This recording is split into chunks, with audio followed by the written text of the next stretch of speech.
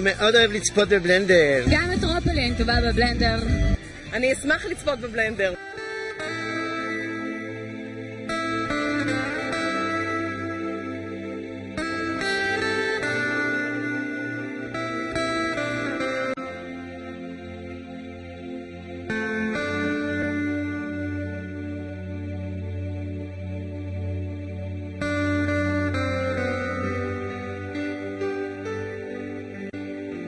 מה זה למעשה עיוור? עיוור זה מישהו שיש לו ליקוי ראייה. בדרך כלל אנשים שיש להם ליקוי ראייה מגיעים או לרופא או לאופטומטריסט, ואנחנו משפרים להם את הראייה באמצעות משקפיים או באמצעות טיפול רפואי כלשהו, אם זה ניתוח או טיפול תרופתי. ברגע שבן אדם לא הצלחנו לשפר לו את הראייה בצורה כזו שהוא יכול לתפקד, אז לפי החוק הוא הגיע לאיזושהי ראייה מסוימת שהיא נקבעה בחוק, ואז הוא מוגדר כעיוור והוא מקבל תעודת עיוור. אז אני ינון, נולדתי בעכו. כיום אני מוגדר כאחראי מחשוב של מוסדות החינוך בעיר, שזה אומר כל בתי הספר היסודיים וכל הגנים, ספרייה, מתיה, מרכזי למידה, כל מה שצריך בנושא הזה. זה העבודה שלי, אני מת עליה. כיוון שאני כל היום צריך להיות בתנועה, ממקום למקום. זאת אומרת, עכשיו תפסתם אותי פה במקום אחד, אבל זה כל הזמן במקום אחר. אני מכירה את ינון משהו כמו 13 שנים. נראה לי זה בן אדם ראשון שהכרתי בארץ, כשעליתי לארץ. קשה לקבל בן אדם, כשאת מסתכלת עליו ולראות ישר את המין. זה באמת לא נקלט בראש מההתחלה. והמשכת מתרגלת לזה. אף פעם לא נתקלתי עם איזושהי תפיסה חברתית לגביו שהוא עיוור, וזה מפריע לו במשהו. זאת אומרת, מבחינת הבנות שהוא יצא איתם, זה תמיד היו הכי יפות. מבחינת החברים, אף פעם לא היה חסר. ומבחינת הכל, חוץ מניקיון אולי קצת, שהוא לא רואה את הבלגן, זה פחות מפריע. זה גם אנשים שרואים, לא רואים את הבלגן. כשהייתי בן 6, באתי לבית ספר חדש, והיה לי אז משקפיים שהמסגרת שלהם היה כאילו יורד עד לפה, והיה פה כמו עגיל כזה. אז תמיד אני חושב שאני הולך עם עגילים, ונורא צחקו על זה. כאילו, אני תורא מתרגז כל הזמן. אבל גם זה עבר, עם המשקפיים. והיום ההתייחסות היחידה היא לא לעיניים או למשקפיים, היא מקסימום לזה שאני דומה לסיני, לא יותר.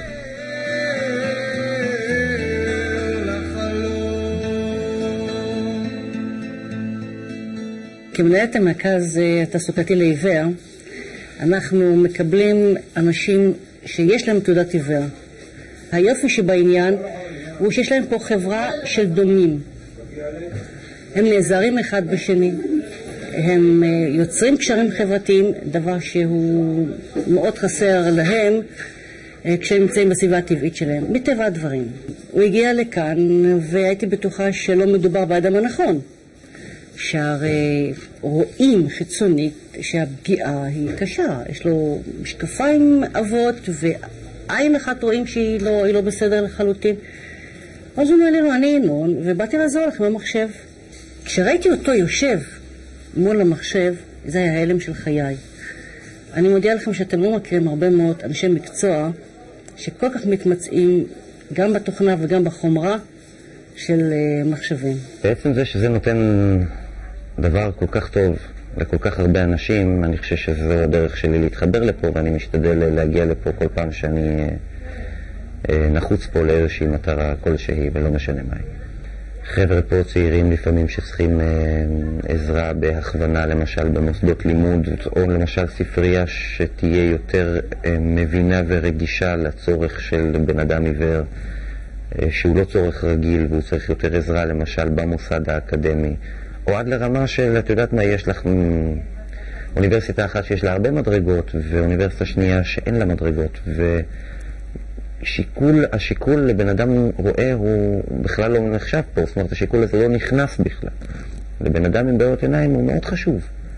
התאורה שמסביב בשעות הערב, דברים מאוד קטנים שאנשים רגילים לא חושבים עליהם בכלל. עובר לי טרס, כשמסתכל נמצא במחשב כל זה, והוא בא אלינו פעם סובב, אל תלך, הוא מדבר, הוא נחמד, שהוא נפרד. הוא אמר גם יעשה לנו את הגינה, ושאל אותנו איזה פרחים אוהבים, וביקשנו כי ישים לנו ננה ועצים ומסכים, והוא ניקה את הגינה, הוא בחור מאוד נחמד.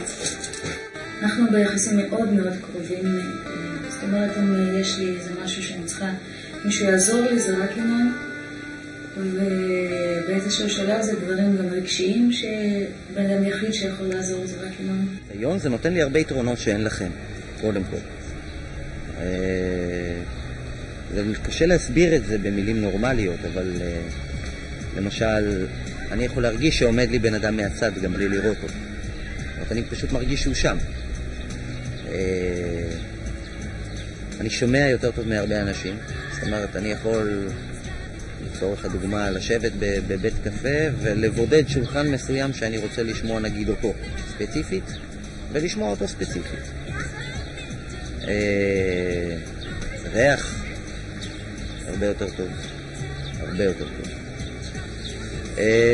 וידיים, שאחר כך הלכתי ולקחתי ועשיתי איתה משהו ולמדתי קצת עיסוי רפואי, אז גם חוש הטאץ' שלי הוא אחר. אז אראה לכם בחור שלוקח את המגבלה שלו והופך אותה ליתרון אדיר. מה יש פה לעשות בבית? בבית אני מעט מאוד, בדרך כלל בערב. אם אני בעבודה, אז לא יוצא לי להיות פה הרבה. כשיוצא לי, עושים פה הכל. עצמאי לגמרי, בן אדם שלא אוהב לשבת לבד, שלא אוהב לשבת בבית ולא לעשות כלום, לא אוהב להתלונן על זה שהוא עיוור, על זה שהוא חלש, על זה שהוא זקוק עזרה. אני אוהב שפות, פחות או יותר עברית אני יודע לדבר, כמעט כמו העברית גם האנגלית. רוסית החלטתי לפני קרוב אני יודע, 14 שנה שאני לומד. אני גם קורא וכותב אותה. ערבית, אני יודע מעכו, אבל החלטתי לשפצר אותה, אז אני עכשיו בקורס. למדתי לבד מספרים, קלטות, ואחר כך בשטח. הלוואי היא שכל בן אדם שהוא נכה באמת ירגיש ויוכל להשתלב בחברה של בריאים לגמרי ככה, בהצלחה כזאת. ממקום של הרבה כאב, ממקום של חושך. הוא רואה רק את האור. יש מה להתקנא בבחור. על הכוחות שלו, על העוצמות שלו. רק דברים נפלאים אני יכול להגיד עליו. בחור מיוחד במינו, מיוחד במינו. דוגמה ודגם. אני לא רואה בזה משהו שאני יכול לתקן או בר תיקון, ולכן עם מה שנולדתי, עם זה אני צריך לחיות ולחיות כמו כל בן אדם. כשבן אדם חי באמצע החיים ומאבד את העיניים שלו, אז אולי זה מעציב, כי אתה רגיל ל100% מסוים ואז יורד לך באחוזים. אני זה 100% שלי.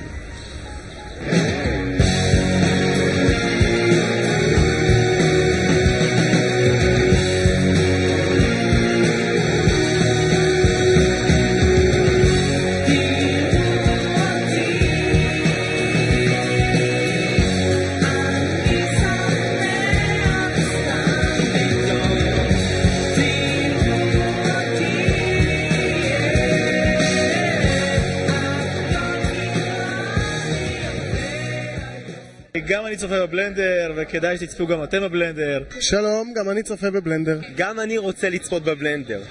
גם אני צופה בבלנדר, ונהנה.